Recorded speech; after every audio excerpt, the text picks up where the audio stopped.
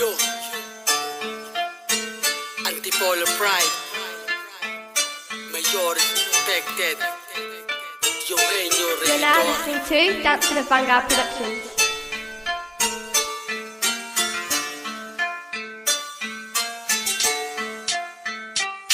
Samahan mo ko sandali at makinig ka lang, halika. May kwento ko sa iyong hango sa tunay na istorya na maaring magbukas sa iyong saradong pangunawa kung bakit ang mali kung minsay mas nagiging tama. Halimbawa ko yan taong tampok sa tula ko bilang Junel Valerio Lastimoso, Kapis at sinilang. At ibilang mo siya sa mga nangarap lang naman na mabigyan ng magandang kinabukasan ng kanyang pamilya. Pero talagang mapagliro ang kapalaran, mapaglarong tadhana ay hindi niya inasahang darating upang subukan ng kanyang katatagang. Umako ng pagkakasalang di siyang may kagagawan. Halos magunaw ang mundo niya sa mga nangyari. Wala siyang nasa isip kundi mag-ina niya lagi kung ano na bang maaring mangyari sa kanila. Habang pumapatak ang luha sa kanyang mga mata, siya'y mataimtim na nanalig, sa Diyos ay nanumbalik. Habang nagdarasal ay nakatitig siya sa langit at nananalangin kahit nakaposas ang kamay. Panginoon, kayo na pong bahala sa aking gumabay.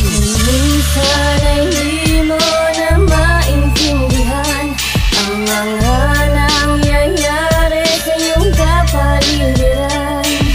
Ano ang dahilan upang siya ay parusahan?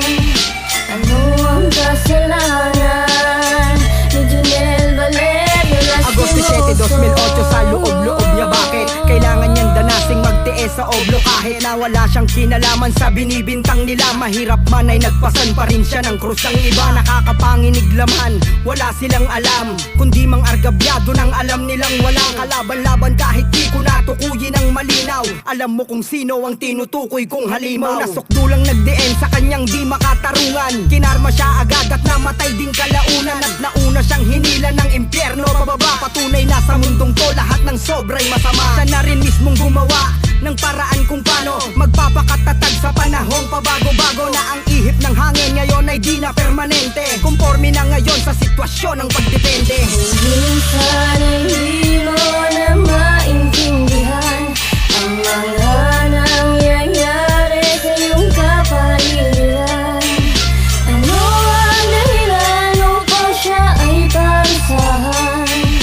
Ano ang kasalanan ni Junel Valerio Siya ay isa sa mga pinakakilala at hinangaan sa loob ng mahigit 3 taong pakikisama. Inanim niya na namunga ng respeto at paggalang. Sa bilibid ay maraming sumaludo sa pangalang Soy Tinang Brigada 8, Sputnik ang tatatanong mo lang kung sino siyang amigo ng buong pangkat. Isang mabuting taong napakadali lang malapitan. Sa oras na wala ka siya ay pwede mong kapitan. Kapamilya, kapatid, kakosa mo at yung karamay, makakasama mo palagi sa lahat ng bagay. Mabuting kaibigan pero masamang kaaway, di matatawaran ang galing niya sa pakikibagay. Masisisi mo ba ako kung sasabihin kong bilang na lang ang tunay sa mundong to? Sa ngayon ay katiting na lang, bilang na lang ang tunay na nakakaintindi. Ano bang mali at tama ay wala na ring silbi. Minsan ay di mo